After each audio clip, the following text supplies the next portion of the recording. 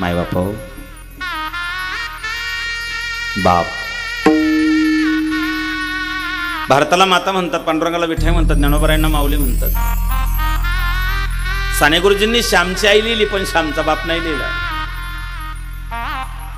बाप मनातून, भारतातून, मातीतून, अंतकरणातून, घरातून आपण मायनस करून टाकला. वेद, शास्त्र, पुराण, ग्रंथ संपदा, संत, ऋषी सगळ्यांनी वर्णन केलं ते आईचं, व्याख्यान केलं आईचं, कवींनी कविता केल्या आईवरती, व्याख्यान झाले आईवरती, सेमिनार झाले आईवरती, धडे आईवरती, नाटक आईवरती, सिनेमे आईवरतीच.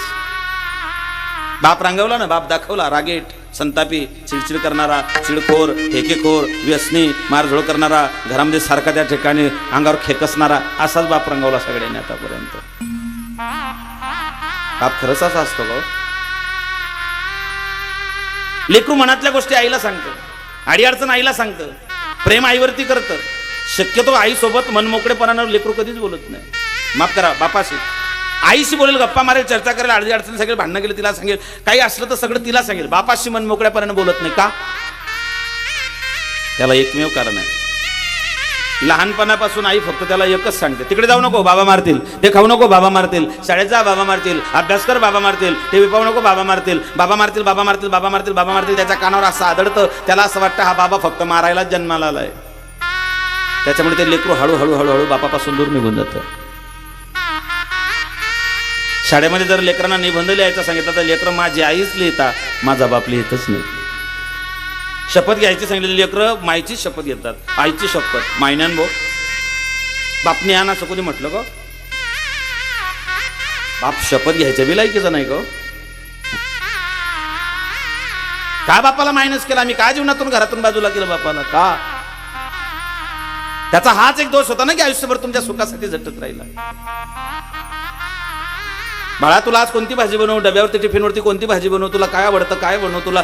जर लेकराला भाजी आवडली तर पटकन भाजी करून देणारी आई आपल्याला लक्षामध्ये आहे. तुमच्या एका वेळच्या जेवणाची चिंता जिला असते ना ती आई असते, पण तुमच्या आयुष्यभराच्या भाकरीची जो तरतूद करून ठेवतो तो बाप असतो. मुलीचं लग्न जर जुळत नसलं ना तर त्या चुलीजवळ भाकरी थापताना रडणारी आई दिसते ना सगळ्यांना. काकोडतीला आलेली आई, चिंता करणारी आई, परेशान झालेली आई, ती आई सगळ्यांना दिसते. पण त्या मुलीच्या संबंधाकरता नातेवाईकांच्या उंबरे झिजवणारा बाप आम्ही सोयीस्कर बाजूला केला. रामा वनवासाला जाऊ नको म्हणून रडणारी कौशल्य माता दिसली आम्हाला. पण राम वनवासाला गेले म्हणून राम राम करत जीव सोडणारा बाप दशरथ आमच्या ध्यानातच राहिला नाही. धनी कंसाचे कडेल माझ्या बाळाला मारेल, माझ्या कृष्णाला माझ्या सावळ्या कोरड्या केसांच्या या बाळाला वाचवा म्हणून रडणारी देवकी दिसती. व त्या कृष्णाला वाचवण्याकरता यमुनेच्या डोहामध्ये स्वतःचा जीव धोक्यात घालून त्याला सुरक्षित पोहोचवणारा बाप वसुदेव आमच्या का ध्यानात राहत नाही? जिजाबाईंनी शिवरायांना घडवलं, सूर्यप्रकाश इतकं सत्य आहे. पण शिवाजी महाराजांचं स्वराज्य बळकट होण्याकरता शहाजी महाराजांच्या हातापायात बेड्या पडल्या होत्या, हे किती लोकांना माहिती आहे. जिजाबाई लक्षात ठेवत असताना शहाजीराजांचं कर्तृत्व नाकारून चालणार नाही. बहिणी हो, तुमच्यावरती सगळ्यात जास्त जीव फक्त तुमच्या बापाचा असतो. मुलीची सगळ्यात जास्त जीव तिच्या बापाचा असतो. आणि त्याला तिच्याकडून कुठलीच अपेक्षा नसते, अजिबात नाही. बापाची संसारामध्ये तुमची संगोपन करत असताना त्या बापाची जी कसरत आहे ना ती तारेवरची नाही. आपण सहज बोलतो ना महाराज लय परेशानी हो, तारेवरची. तारेवरची नाही, बापाची तलवारीच्या धारेवरची कसरत असते. आमचा बाप आयुष्यभर ढालीसारखा तुमच्या माझ्या जीवनामध्ये संरक्षण देत राहिला. लेकरावर काही संकट आलं की बाप ढालीसारखा पुढे जायचा.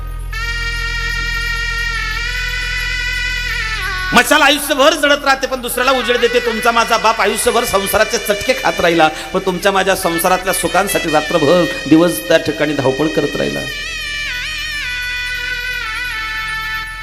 मुलाचं ऍडमिशन आलेलं असावं किंवा पोरीचं लग्न ठरलेलं असावं, घरामध्ये बायकोचं आजारपण असावं, त्या बापाची जी सस्य होलपट होते ना ते फक्त त्या बाप कळते. बाप किती निष्ठुर असू द्या, किती ते पाषाण हृदय, किती त्या ठिकाणी दगडांतकरणाचा असू द्या, त्याला जीवनामध्ये 2 वेळा रडावं लागतं. एकदा जेव्हा त्याची मुलगी त्याचं घर सोडून सासरी जायला निघते तेव्हा, दुसऱ्यांदा जेव्हा त्याचाच मुलगा त्याला त्याच्या घरातून घराच्या बाहेर हुसकावतो तेव्हा. मी मगाशी बोललो तो बहिणी हो की मला आठवण राहिली तर मी जरूर बोलेल.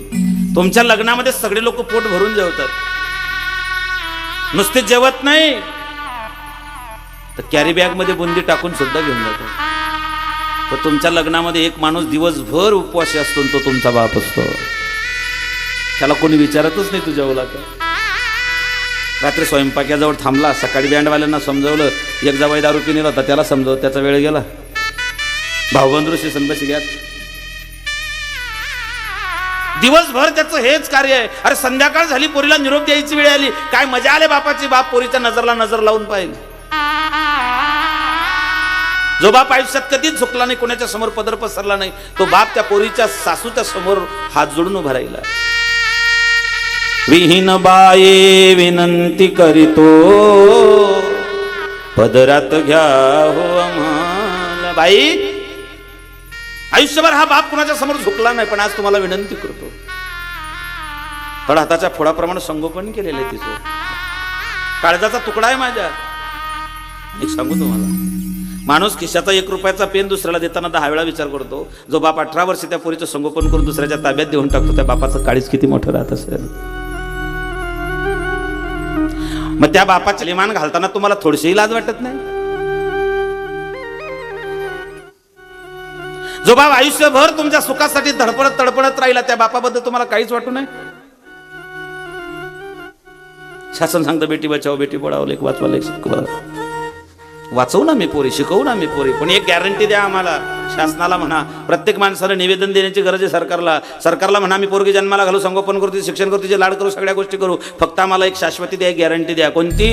मुलगी 18 वर्षाची झाली, बापाच्या विरोधात घरातून निघून गेली, तिने रजिस्टर लग्न केलं, तर शासनाला म्हणावं जोपर्यंत तिच्या रजिस्टर लग्नाच्या फॉर्मवरती तिच्या मायबापाच्या संमतीच्या सह्या तुम्ही घेत नाही, तोपर्यंत तिचं लग्न मान्य करू नका. आम्ही आजही पोरगी जन्माला घालायला तयार आहे. अरे मुलगी आमची, संगोपन आमचं, रात्रंदिवस काबाळ कष्ट त्या बापानं चिमणीसारखा चारा आणून खाऊ घालायचा, आणि पोरगी जर निघून गेली तर बापाने तिच्याकडे डोळे वटारून सुद्धा पाहू नये. बापाच्या कष्टाची, बापाच्या दुःखाची, बापाच्या असणाऱ्या संघर्षाची जाणीव प्रत्येक लेकराला पाहिजे. आमच्या देवेंद्र भाऊंना ती जाणीव होती, आहे, आणि म्हणून वडिलांचं एवढं मोठं श्राद्ध त्यांनी प्रथम वर्ष श्राद्ध आयोजित केलं. मनापासून होतं, बापावरती मनापासून प्रेम केलेलं होतं. त्याचाच हा परिणाम आहे की पाऊस कीर्तन सुरू होईपर्यंत पाणी पडत होता. शेवटी देवानंही आवरून घेतलं, म्हणलं जाऊ द्या, इतका चांगला कार्यक्रम हा भाऊ दादा करतोय, कशासाठी आपण विकसित घालायचा. त्या बापाच्या कष्टाची जाणीव ठेवा. तुका